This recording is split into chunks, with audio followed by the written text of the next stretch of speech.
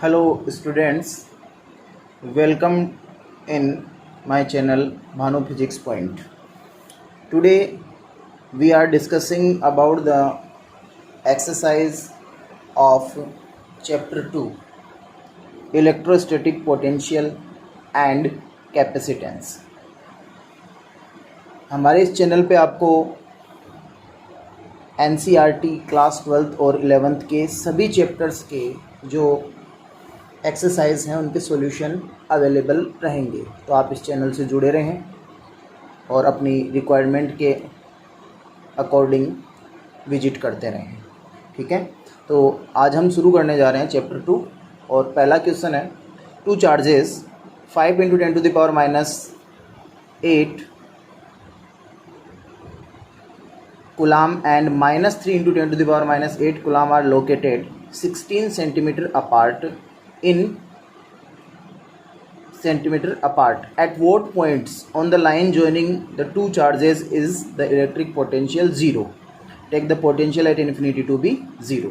हिंदी में अगर हम देखें तो क्वेश्चन में हमें क्या कहा गया है कि 5 × 10⁻⁸ कूलाम तथा -3 × 10⁻⁸ कूलाम के दो आवेश 16 सेंटीमीटर की दूरी पर स्थित है। दोनों आवेशों को मिलाने वाली रेखा के किस बिंदु पर विद्युत विभव शून्य होगा? अनंत फिर हमें विभव को क्या लेना है? शून्य। तो अब देखिए, हम कह रहे हैं कि हमारे पास दो चार्ज हैं, एक और दोनों चार्जेस जो हैं वो एक दूसरे से कितनी दूरी पर हैं?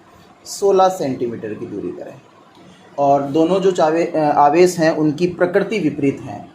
एक आवेश जो है आपके पास वो है पॉजिटिव और उसका मैग्नीट्यूड है 5 × 10⁻⁸ और दूसरे का है -3 × 10⁻⁸ कूलाम। अब विद्युत विभव यानी कि जो इलेक्ट्रिक पोटेंशियल है वो कैसी क्वांटिटी है? स्केलर। और स्केलर यानी कि अदिश क्वांटिटी है, तो इसमें जनरली जो रिजल्टेंट यानी कि परिणामी विद्युत विभव होगा, इलेक्ट्रोस्टैटिक पोटेंशियल होगा, वो हमें दोनों बिंदु आवेशों के कारण जो इलेक्ट्रोस्टैटिक पोटेंशियल हैं उसके बीजगणितीय यानी एल्जेब्रिक सम से ही मिल जाएगा। तो हमें ये देखना है कि कौन कौन से पॉइंट्स पर ये 0 हो सकता है। तो हम क्या करेंगे, सपोज करेंगे कि जो हमारा एक चार्ज है 5 × 10⁻⁸, इस चार्ज से x डिस्टेंस पर हमारा जो पोटेंशियल है वो 0 है।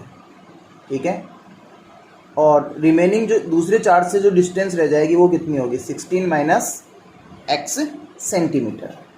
ठीक है, तो हम ये जो क्वांटिटी है उसको सेंटीमीटर में ही कैलकुलेट कर लेंगे। ठीक है, तो शुरू करते हैं। तो पहले हम देख रहे हैं 5 × 10⁻⁸ कूलाम से x डिस्टेंस पे पोटेंशियल, जो कि कितना होना ये चाहिए कि दोनों के कारण जो पोटेंशियल है उसका एडिशन 0 होना चाहिए। तो हम देखते हैं इस पॉइंट को हमने ले लिया है O। तो O पर इलेक्ट्रोस्टैटिक पोटेंशियल विद्युत विभव का मान हम परिकलित करने जा रहे हैं। तो O पर जो विद्युत विभव होगा 5 × 10⁻⁸ कूलाम के कारण वो होगा कि 5 × 10⁻⁸ अपॉन R। यहाँ पे R कितना है? x। और नेगेटिव चार्ज की जो कि 3 × 10⁻⁸ कूलाम है उसकी वजह से कैसा होगा? नेगेटिव। तो ये होगा k × 3 × 10⁻⁸ डिवाइडेड बाई 16 - x। और इन दोनों का जो एडिशन है वो कितना होना चाहिए? 0। तो अब हम इसको सोल्व करें। तो सोल्व करते हैं तो हम देखते हैं कि 0 है, तो दोनों को एक साइड में ले लेते हैं, दोनों को अलग अलग साइड में ले लेते हैं। तो इस तरफ आपके पास आ जाएगा कि 5 × 10⁻⁸ बट्टा x, और ये हो जाएगा बराबर k × 3 × 10⁻⁸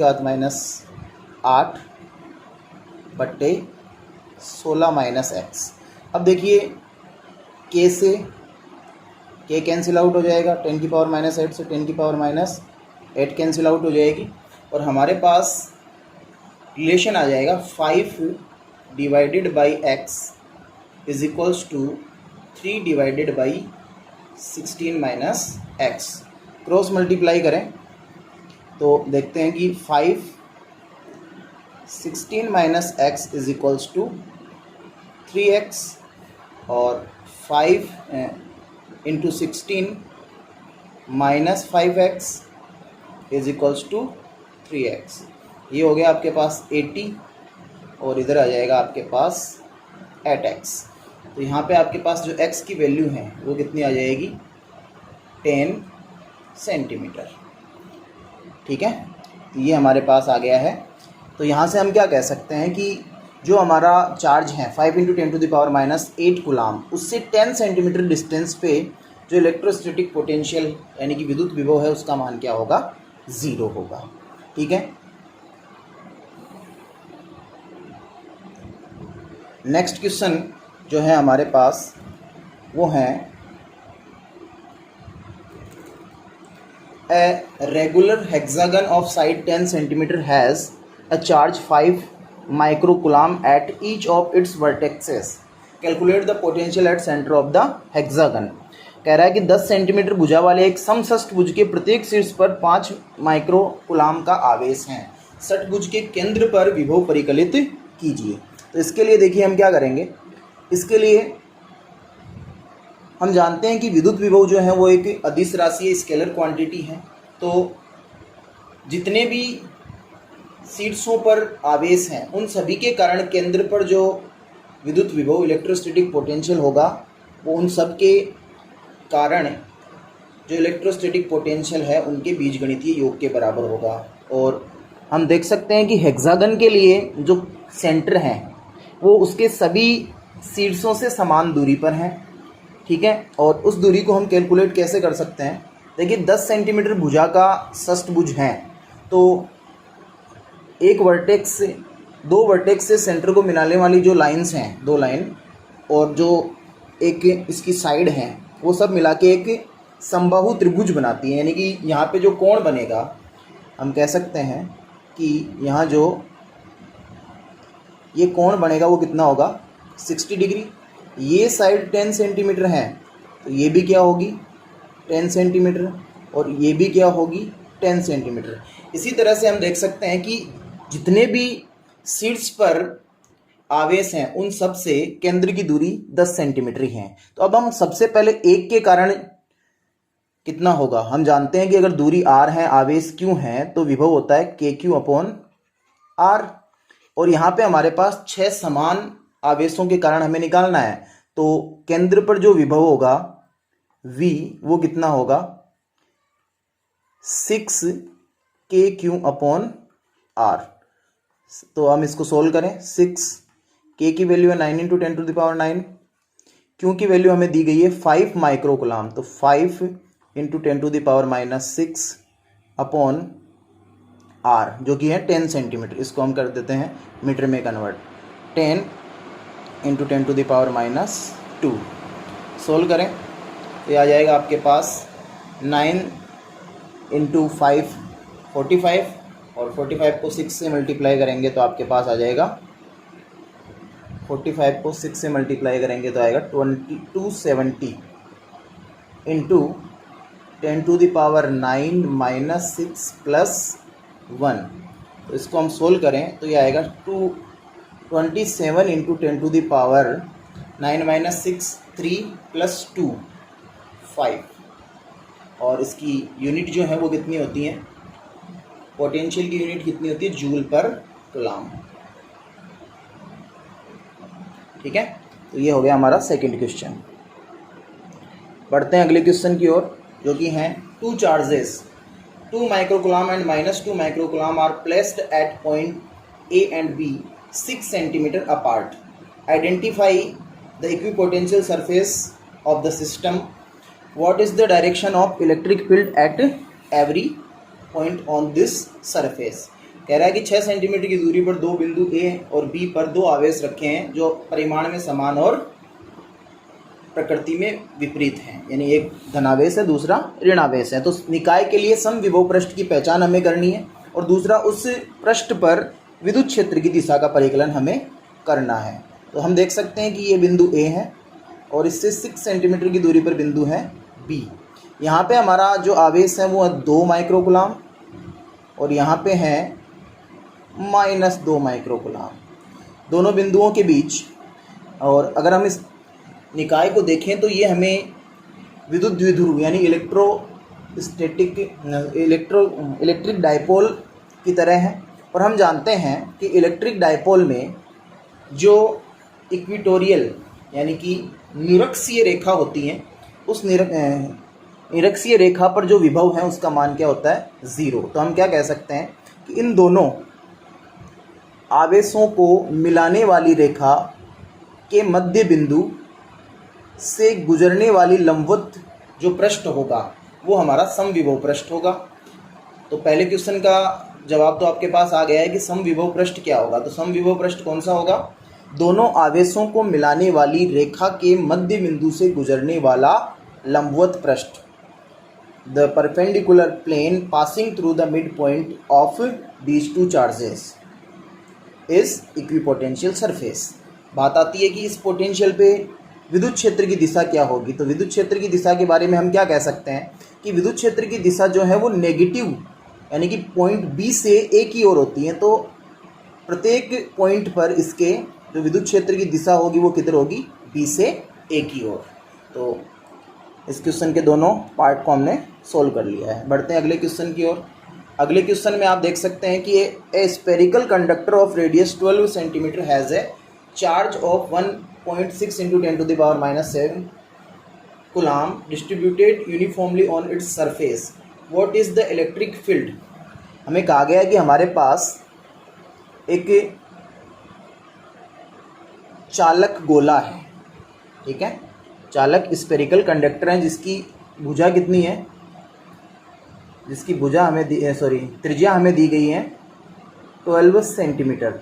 और हम जानते हैं कि जो कंडक्टर होता है, कंडक्टर स्पेयर होता है, उसका जो टोटल चार्ज है वो उसके सरफेस पे ही रहता है, ठीक है। तो हम अगर गाउस के नियम से अगर हम परिकलित करें, जो हमें क्वेश्चन दिए गए हैं इलेक्ट्रिक फील्ड की वैल्यू हमें निकालनी है, तो हम जानते हैं कि गोले के अंदर कोई भी आवेश नहीं रहेगा। तो गोले के अंदर अगर कोई भी आवेश नहीं है, ठीक है, there is no charge inside the sphere, so according to the Gauss law there will be 0 electric field inside the sphere. यानी गोले के अंदर जो इलेक्ट्रिक फील्ड की वैल्यू है वो क्या रहेगी? 0। अब गोले के ठीक बाहर या आप कह सकते हो गोले की सतह पर, दोनों एक सी कंडीशन, ठीक बाहर का मतलब सतह पर ही है और यानी कि सरफेस पे। तो इस कंडीशन में हम जानते हैं कि जो विद्युत क्षेत्र है वो कितना होता है? E सरफेस, उसकी वैल्यू हम निकालते हैं, वो होती है KQ/r², जहाँ r² क्या है? जो आपका स्पेयर है उसकी रेडियस है। तो इसमें अगर हम वैल्यू पुट करें तो K की वैल्यू है हमारे पास 9 × 10⁹, Q की वैल्यू हमें गिवन है 1.6 × 10⁻⁷, और रेडियस जो है वो कितनी है? 12 सेंटीमीटर। तो 12 × 10⁻² होल स्क्वायर। सोल्व करें इसे। 9 × 1.6 × 10⁻⁹ डिवाइडेड बाई 144 यानी कि 144 × 10⁻⁴। अगर हम यहाँ से इसको रिमूव करें तो यहाँ हम 10 और लिख सकते हैं, और सोल्व करने पर 9 × 16 जो है वो कितना होता है? 144। तो ये कैंसिल आउट हो गया। अब हमारे पास जो टर्म्स रही हैं वो क्या रही है? 10⁻⁹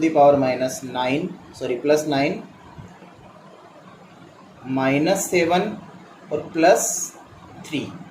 तो जो वैल्यू आ जाएगी आपके पास वो होगी 10⁻⁹ - 7 2 +3 5 न्यूटन पर कूलाम।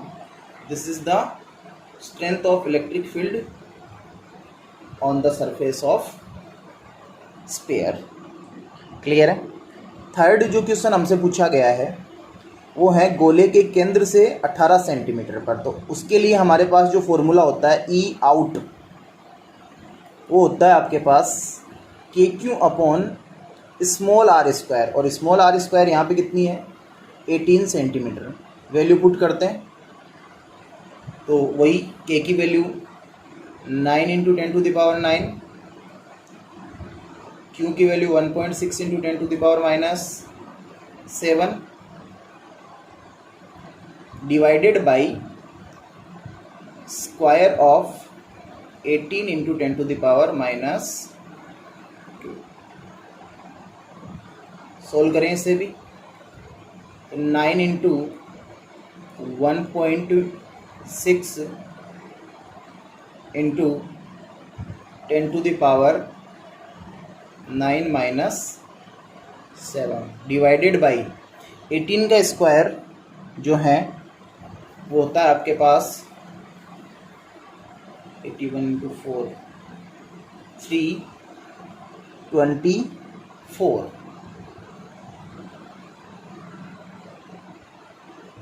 या आप इसे 81 इंटू 4 भी लिख सकते हैं, ठीक है, इंटू 10⁻⁻3। अब इसको सोल्व करते हैं हम, तो ये आ जाएगा यहाँ पे 144 divided by 324 into 10⁵ Newton upon coulomb. इसको भी आप सोल्व कर सकते हो। अगर हम इसको डिवाइड करें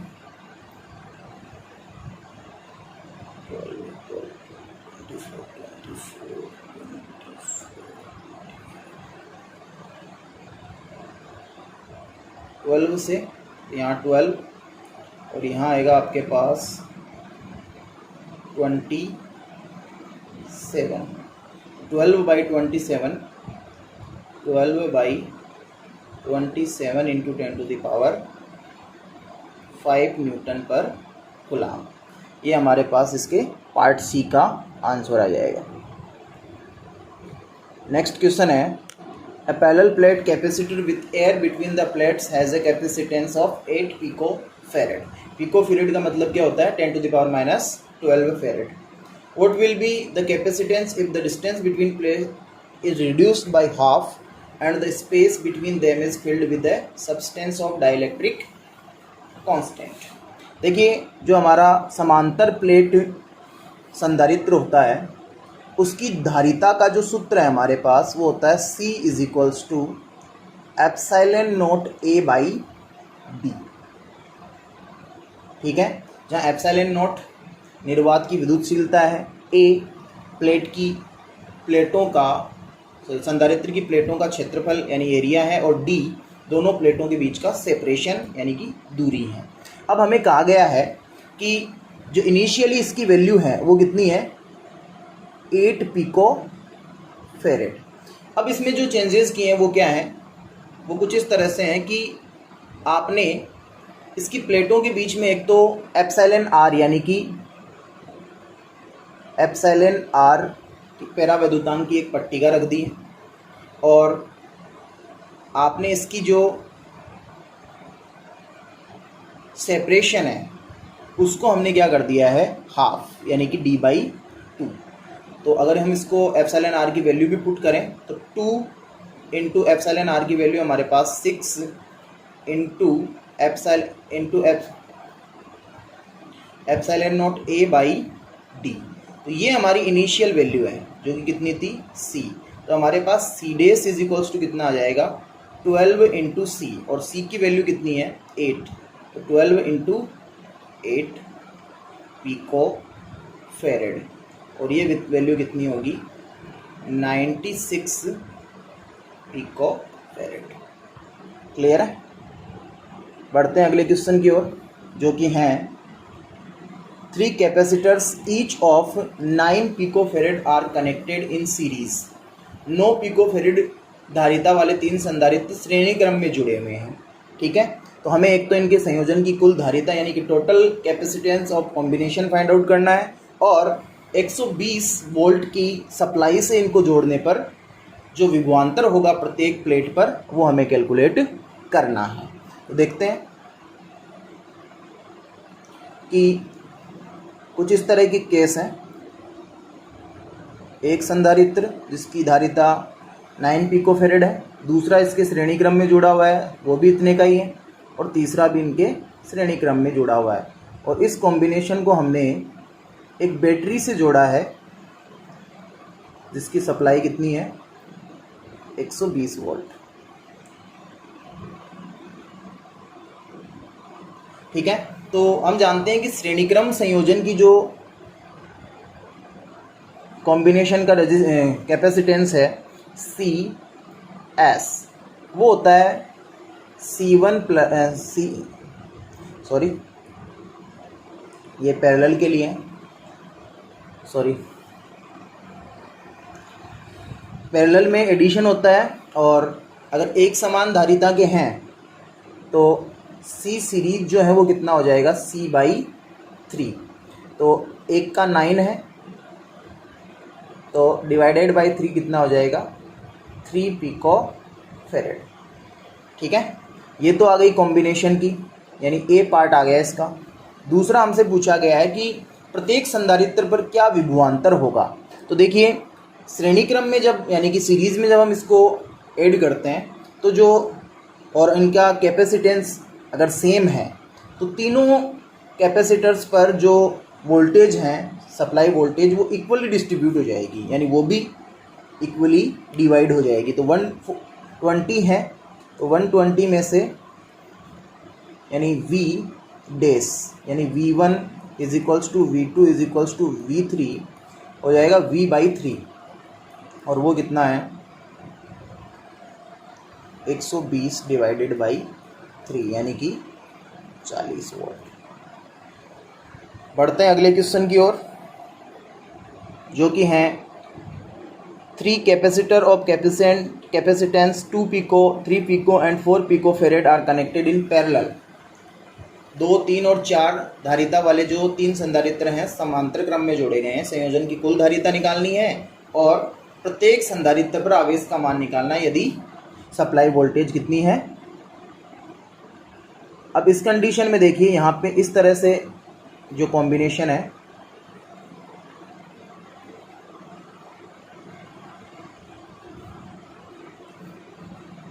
और इन पर जो सप्लाई वोल्टेज है वो कितनी है 100 वोल्ट। ये आपके पास 2 पिकोफेरेड का है, ये 3 पिकोफेरेड का है और ये 4 पिकोफेरेड का है। अब हम जानते हैं कि पैरेलल में जो होगा वो हो जाएगा C1 plus C2 plus C3। तो यहाँ पे आपके पास होगा 2 प्लस 3 प्लस 4 यानी कि 9 पिकोफेरेड। यानी संयोजन की जो तुल्य धारिता है वो कितनी हो जाएगी आपके पास इसके ए पार्ट में 9 पिकोफेरेड। बी पार्ट में हमसे पूछा गया है कि जो आपका पहला है उस पर जो आवेश होगा वो कितना होगा Q1। देखो पैरेलल में वोल्टेज सब पे सेम रहेगी, चार्जेस डिफरेंट होंगे। तो पहले पे जो चार्ज हैं वो है Q1 और वो कितना होगा C1 इंटू V। तो C1 कितना है आपका 2 इंटू 100 इंटू 10⁻⁻12 पिकोफेरेड को हमने चेंज किया है। तो ये हो जाएगा आपके पास 2 इंटू 10⁻⁻10 गुणा। इसी तरह से Q2 देखें तो Q2 होगा C2 इंटू V, वो है 3 इंटू 100 इंटू 10⁻⁻12। तो वो हो जाएगा आपके पास 3 इंटू 10⁻⁻10। और Q3 जो है वो कितना होगा C3 इंटू V जो कि है 4 इंटू 10⁻⁻12 इंटू 100 जो कि हो जाएगा 4 इंटू 10⁻⁻10 गुलाम। ठीक है, तो ये बात होगी क्वेश्चन नंबर 7 की। बढ़ते हैं अगले क्वेश्चन की ओर। क्वेश्चन नंबर 8 में है कि in a parallel plate capacitor with air between the plates each plate has an area of this and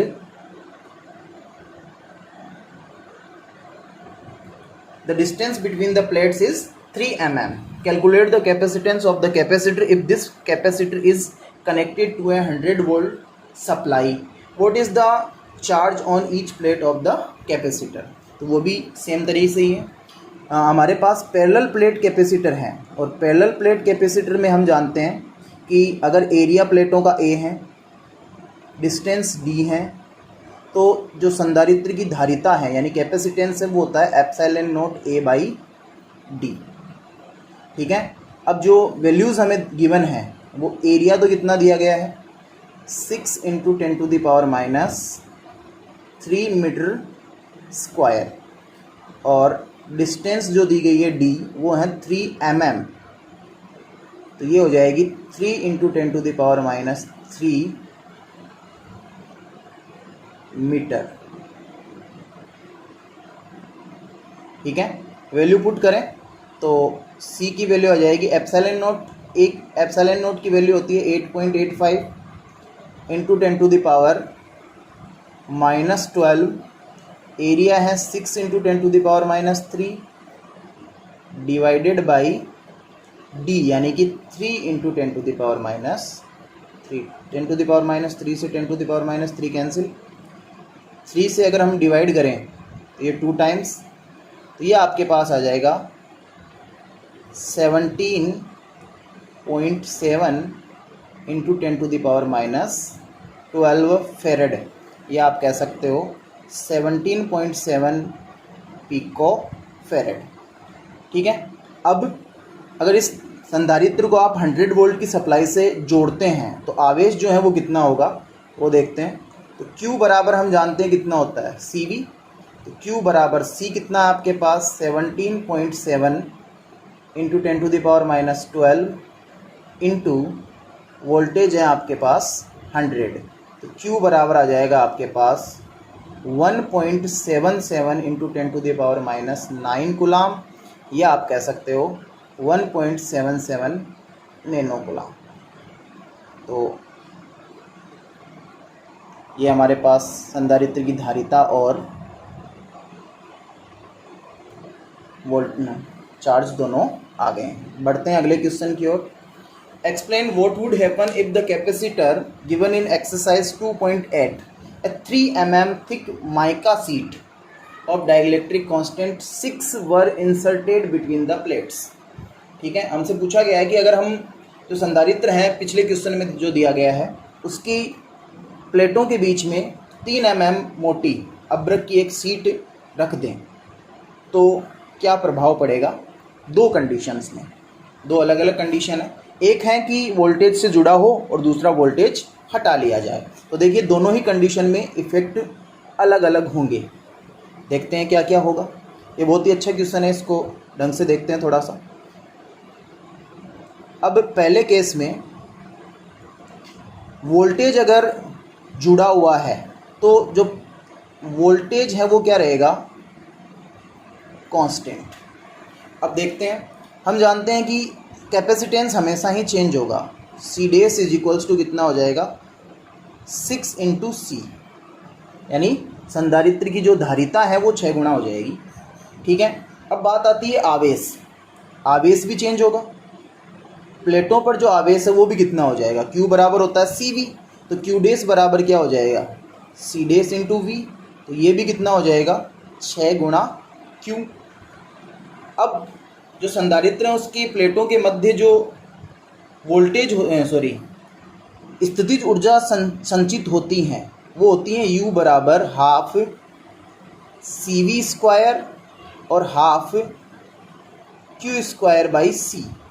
अब देखिए इन दोनों फॉर्मूलों में से हमें कौन सा यूज करना है वो आपको दी गई कंडीशन पे डिपेंड करेगा। तो दी गई कंडीशन आपकी क्या है कि वोल्टेज कांस्टेंट है, क्योंकि जो सप्लाई वोल्टेज है वो जुड़ी हुई है और बैटरी से जुड़ा हुआ है, तो संधारित्र की प्लेटों पे वोल्टेज तो क्या रहेगा कांस्टेंट, और चार्ज क्या हो रहा है चेंज। ठीक है, तो इस कंडीशन में जो है आप कौन सा फॉर्मूला लगाएंगे, ये वाला हाफ CV² वाला। तो U डैश कितना हो जाएगा, वो भी C टाइम्स हो जाएगा यानी 6U हो जाएगा, यानी संचित ऊर्जा जो है प्लेटों के बीच में वो भी 6 गुना हो जाएगी। ये तीन चीज़ों के बारे में हम डिस्कस कर रहे हैं। दूसरा जो पार्ट है इसका, उसमें हमें कहा गया है कि वोल्टेज हटा ली जाए। अब जैसे ही आप वोल्टेज हटा लोगे तो जो संधारित्र की प्लेटें हैं उन पर वोल्टेज तो चेंज होगी, लेकिन जो आवेश हैं अब Q वो क्या रहेगा, कांस्टेंट। पहले केस में वोल्टेज पे कोई इफेक्ट नहीं होगा, दूसरे केस में जब वोल्टेज हटा लेंगे तो आवेश पर कोई इफेक्ट नहीं होगा। तो इस कंडीशन में वही C डेस तो कितना हो जाएगा 6C, Q डेस कितना रहेगा, Q ही रहेगा। V डेस कितना हो जाएगा वो देखते हैं, क्योंकि Q बराबर CV होता है, तो Q बराबर CV, तो V कितना होगा वो देखते हैं। V चेंज हो जाएगा इस बार, क्यों, क्योंकि Q तो कांस्टेंट है, तो Q बाई C डेस यानी Q बाई 6C, यानी वोल्टेज जो है वो ड्रॉप होके कितनी हो जाएगी V बाई 6। और जो संचित ऊर्जा है उसके लिए अब हम जो फॉर्मूला यूज करेंगे वो होगा half Q square by C, और ये U डेस भी आपका कितना हो जाएगा U बाई 6। तो दोनों ही केसेस की स्टडी हमने की। दोनों केसेस में क्या हो रहा है, पहले केस में जब वोल्टेज कांस्टेंट हैं तो कैपेसिटेंस तो दोनों ही कंडीशन में क्या होगा, चेंज होगा और 6 टाइम होगा, क्योंकि आपने पराविद्युतांक 6 टाइम का रखा है, ठीक है। और दूसरे में पहले कंडीशन में वोल्टेज कांस्टेंट है तो C चेंज होगा, Q चेंज होगा, V कांस्टेंट रहेगा और U डेस भी चेंज होगा, ठीक है। अब जो दूसरा पार्ट है B, उसमें आपने वोल्टेज हटा लिए तो Q कांस्टेंट रहेगा। क्लियर है। बढ़ते हैं अगले क्वेश्चन की ओर। अगले क्वेश्चन में हमें दिया गया है कि 12 pico farad capacitor is connected to a 50 volt battery, how much electrostatic energy is stored in the capacitor. बहुत इजी सा क्वेश्चन है, ठीक है। तो देखिए हमें क्या क्या गिवन है। सबसे पहले तो हमें गिवन है C, जो कि कितना है 12 पिको फेरेड है, और दूसरी चीज़ जो हमें यहाँ गिवन है वो है वोल्टेज V, जो कि कितना है 50 वोल्ट। और हम जानते हैं कि जो संचित ऊर्जा होती है संधारित्र में, the energy stored in capacitor, U is equals to 2-3 फॉर्मूले होते हैं, लेकिन जो गिवन डाटा है उसके अकॉर्डिंग हम जो फॉर्मूला यूज कर रहे हैं वो होगा हाफ CV स्क्वायर। तो वैल्यू पुट करें, हाफ C की वैल्यू है 12 इंटू 10⁻⁻12, और वोल्टेज आपके पास है 50। तो सोल्व करें इसे, 2 टाइम्स 6 इंटू 50 300 इंटू 10⁻⁻12, और इसको हम लिख सकते हैं 3 इंटू 10⁻⁻10 जूल एनर्जी है इसकी। क्वेश्चन नंबर 11 है हमारा कि a 600 picofarad capacitor is charged by a 200 volt supply. It is then disconnected from the supply and is connected to another uncharged 600 picofarad capacitor. How much electrostatic energy is lost in the process? कहा गया है कि 200 volt supply से एक 600 picofarad के संधारित्र को आवेशित किया जाता है, फिर इसको सप्लाई से अलग करके एक दूसरे 600 पिकोफेरेड वाले अनचार्ज यानी अनावेशी संधारित्र से जोड़ देते हैं। इस प्रक्रिया में कितनी ऊर्जा की हानि होगी।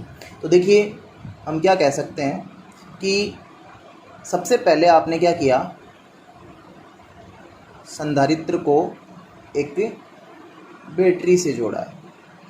बैटरी की वोल्टेज कितनी है 2000 वोल्टेज, और इसका कितना है 600 पिकोफेरेड। तो इस कंडीशन में जो संधारित्र है उस पर आवेश कितना होगा Q, और वो कितना होगा CV। तो Q is equals to C into 10⁻⁻12 into 200, ठीक है। सोल्व करें तो ये हमारे पास आता है 12 इंटू 10⁻⁻8 12 इंटू 10⁻⁻8 कूलम। अब अगर हम इसमें संचित ऊर्जा देखें तो संचित ऊर्जा यानी stored energy U is equals to कितना होगा, हमारे पास इसका एक फॉर्मूला है हाफ QV। तो U हाफ Q कितना है, अभी हमने फाइंड आउट किया है कितना 12 इंटू 10⁻⁻8 इंटू 200। सॉल्व करें इसको तो ये कितना आ जाएगा आपके पास 12 इंटू 10⁻⁻6 जूल। अब आपने क्या किया है कि इसको डिसकनेक्ट करके, बैटरी को डिसकनेक्ट करके क्या कर दिया आपने, इसमें एक दूसरे संधारित्र से जोड़ दिया जिसकी धारिता इसी के समान है। तो अब क्या होगा, दोनों पे वोल्टेज हो जाएगी वी डैश, समान रहेगी, और दोनों क्या समान धारिता हैं तो आवेश भी दोनों पे कितना हो जाएगा, क्यू डैश क्यू डैश। अब क्यू डैश कितना होगा, आवेश संरक्षण से यानी कि कंजर्वेशन ऑफ चार्ज से हम क्या कह सकते हैं कि पहले इस पे तो चार्ज कितना था क्यू, इस पे कितना था 0, अब इस पे कितना है क्यू डैश, और इस पे भी कितना है, दूसरे पर भी कितना है क्यू डैश। तो Q dash two Q dash is equals to कितना है क्यू, तो क्यू डैश कितना हो जाएगा Q/2। ये तो हमने दोनों पे आवेश कैलकुलेट कर लिया। अब अगर हम देखें तो C कांस्टेंट रहेगा क्योंकि दोनों संधारित्रों में हमने किसी तरह का कोई चेंज नहीं किया है, ठीक है। तो दोनों संधारित्रों पर जो वोल्टेज है वी डैश वो हम कैसे कैलकुलेट कर सकते हैं, हमारे पास एक फॉर्मूला है V is equals to Q/C। तो V dash is equals to क्या हो जाएगा क्यू डैश बाई C, क्योंकि C चेंज हुआ नहीं है। तो V dash is equals to Q/2 into C, और Q/C जो है वो कितना है आपका V। तो वी डैश आपके पास कितना आ गया, सॉरी V/2। अब हम जानते हैं कि जो स्टोर्ड एनर्जी होगी यू डैश वो कितनी होगी। अब हमारे पास दो संधारित्र हैं तो पहले में कितनी होगी half Q dash V dash, और दूसरे में भी कितनी होगी half Q dash V dash. तो टोटल दोनों के एडिशन के इक्वल हो जाएगी। तो U dash is equals to कितना हो जाएगा क्यू डैश वी डैश, और U dash is equals to है आपके पास क्यू डैश जो कि है Q/2 और वी डैश जो कि है V/2। तो यू डैश आपके पास आ गया कितना 1/4, क्यू कितना था हमारे पास, देख सकते हो आप कहाँ, ये रहा, सॉरी ये है क्यू, और वी हमारे पास 600 था ही। तो क्यू आपके पास है